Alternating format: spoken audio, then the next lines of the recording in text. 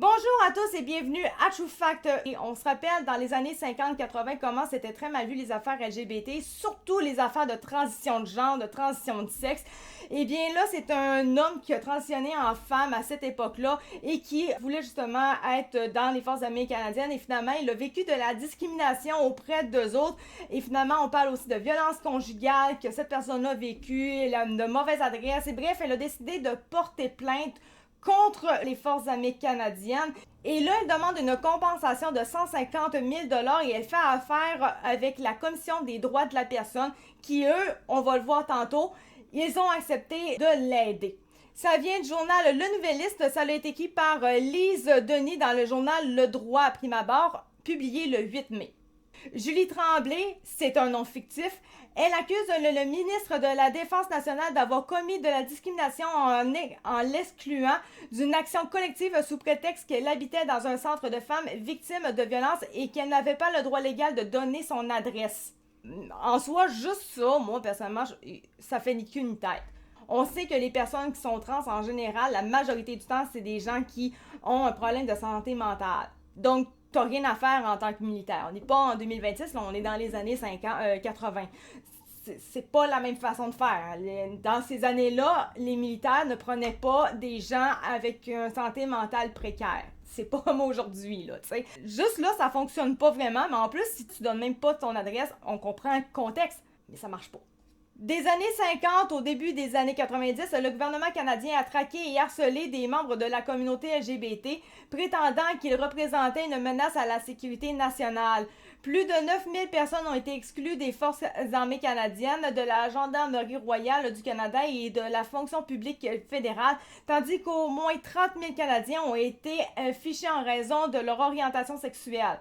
En 2016, 3 victimes ont intenté un recours collectif contre le gouvernement fédéral. Une entente est survenue en 2018 prévoyant les indemnités de 145 millions de $. Madame Tremblay était inscrite au recours collectif, mais lorsqu'elle a reçu le formulaire de réclamation, elle vivait dans une maison pour femmes victimes de violences dont elle ne pouvait dévoiler l'adresse.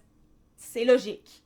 La firme Deloitte, chargée d'administrer les fonds, a alors automatiquement rejeté son dossier sans la prévenir pour cause d'adresse incomplète.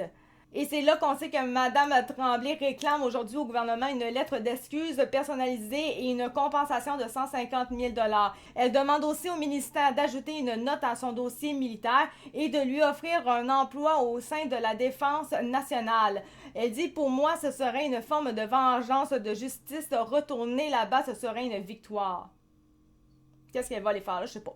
Dans une lettre envoyée à la Commission ainsi qu'au ministre de la Défense et de la Justice, le porte-parole du Bloc québécois en matière de défense, Simon-Pierre Savard-Tremblay, appelle les destinataires à examiner cette situation avec toute la rigueur requise et à faire la lumière sur les circonstances ayant mené à cette exclusion, ainsi que sur les correctifs qui pourraient s'imposer le cas échéant. Bon, premièrement, t'as pas besoin de faire une grosse affaire d'enquête et tout là, sur l'exclusion en soi. On parle des années où est-ce que c'était très anti-LGBT. T'as pas besoin de faire une grosse enquête là-dessus. Ça n'a qu'une tête. Là. Tu ne mettras pas de l'argent pour rien là-dedans, ça n'a pas rapport. Là. Le porte-parole du Bloc québécois continue en disant « Les règles d'un programme de réparation auraient eu pour effet d'exclure précisément une personne parmi les plus vulnérables. » Je trouve que ça fait facile de porter plainte pour des choses qui se sont passées dans le passé alors que c'était autre époque, autre mœurs. À l'époque, on était très anti-LGBT. Écoute, juste les homosexuels n'étaient vraiment pas pris du tout. Donc les trans, c'était encore pire. Dans les années 1900, c'était atrocement pire. Donc de faire une plainte aujourd'hui en 2026, quand évidemment on est rendu très pro-LGBT, c'est facile à faire, disant « Ah, mais j'ai été discriminée à l'époque. » Oui!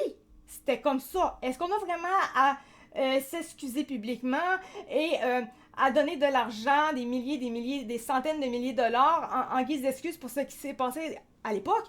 C'est comme si on prend aujourd'hui. Mais il y a des choses que ce qu'on fait, que pour nous, c'est totalement normal, très correct de faire ça aujourd'hui que dans 70 ans, même 50 ans, ne sera plus du tout tolérable. Est-ce qu'on est supposé recevoir des plaintes pour nos agissements qu'on a fait dans une époque que c'était normal, que c'était correct de faire ça? C'est vrai, discriminer, c'est pas bien, mais à l'époque, c'était correct de discriminer ces personnes-là. C'est pas correct, on sait, ça n'a pas de bon sens.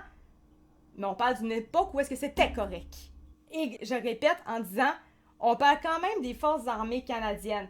Qu'est-ce qu'une personne en transition de genre ou dont la transition de genre a été faite, donc probablement une santé mentale précaire, qui habite en plus dans un endroit pour femmes justement à violence conjugale, en quoi ça a rapport d'aller dans les forces armées canadiennes? Normalement, quand tu es dans ces endroits-là, c'est parce que tu es dans ton plus bas estime de toi-même.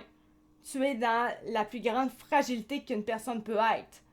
Tu n'as absolument rien à faire dans les forces armées canadiennes où est-ce que tu vas être là, justement, tu vas voir les atrocités les plus incroyables. C'est contradictoire. D'ailleurs, soit dit en passant, je trouve ça quand même spécial que dans les années 1900, les centres d'hébergement ont accepté un homme qui s'est transitionné en femme pour aller là, alors qu'aujourd'hui, quand on entend parler des enfants de on est comme, ça n'a pas de bon sens. Ces femmes-là, quand elles sont là-bas, c'est parce qu'elles veulent surtout pas voir des hommes, puis là, tu vas voir un homme parce qu'il est rendu une femme. Même aujourd'hui, ça nous choque. Donc, comment ça, à l'époque, ça s'est fait? Même ça, c'est pas logique. Je vais continuer. On est rendu à silence radio. Après la publication du reportage du droit et l'appel à la rectification lancé par le Bloc québécois et le Nouveau Parti démocratique, un conseiller juridique de la Défense nationale et des Forces armées canadiennes a contacté Mme Tremblay afin d'effectuer des vérifications auprès de Deloitte. Mme Tremblay a fourni les informations demandées, incluant son nom complet avant sa transition de genre, son matricule et son unité au sein de l'armée. Et maintenant, je vais citer un courriel qu'ils lui ont envoyé. Nous avons fait des vérifications dans nos banques de données, mais vous n'apparaissez pas sous ces formes d'identité au sein des Forces armées canadiennes. Le dossier militaire de Mme Tremblay existe pourtant bel et bien. Elle a pu l'obtenir 6 mois plus tard en faisant une demande d'accès à l'information auprès de Bibliothèque et Archives Canada. Le journal Le Droit a ensuite pu consulter le document. Madame Tremblay dit « On voit bien que j'étais militaire, toutes les informations sont là, je comprends pas pourquoi le ministère dit qu'il ne trouve aucune information à mon sujet. » Elle affirme avoir écrit 8 fois à la Défense nationale sans réponse. Il m'ignore complètement, je suis un fantôme au Canada, j'ai aucun droit légal, j'ai rien, j'existe pas.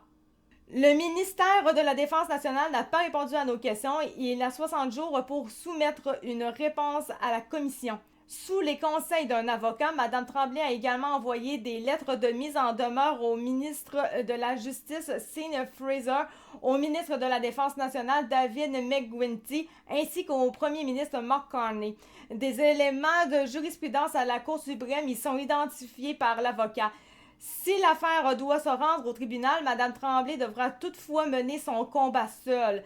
Elle dit « La mise en demeure, c'est tout le travail que j'ai été capable de me payer. » alors que le cabinet lui réclamait 20 000 $ pour défendre son dossier. Et elle déplore en disant que c'est des montants astronomiques et qu'elle ne sait pas comment elle va faire, en fait. J'ai aucune espèce d'idée quoi dire. Je vais être vraiment honnête, j'ai aucune espèce d'idée quoi dire. Donc, écoute, je vous laisse commenter votre fond de pensée là-dessus. Voilà. Merci beaucoup de m'avoir écouté. C'était ActuCat de True Fact. On se retrouve pour une prochaine vidéo. Merci. Ciao, bye.